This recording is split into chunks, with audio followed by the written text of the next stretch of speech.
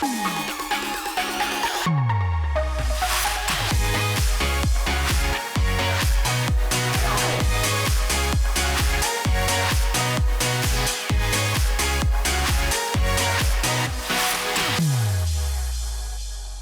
I'm Greg with ePoolSupply. We are back out in the warehouse, and today we're going to be talking about a Caretaker rebuild kit.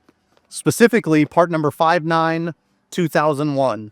This is made by Fluidra. They own Caretaker.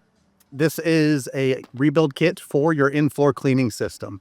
So how you would know you need one of these is you're looking out at your pool, a couple pop-up heads are up, and they're not rotating through their stations while the pump's on.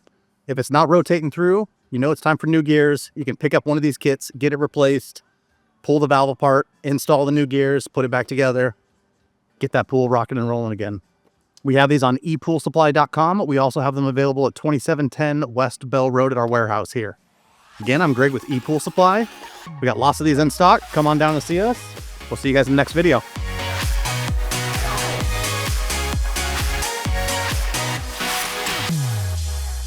Hey everyone, thanks for watching.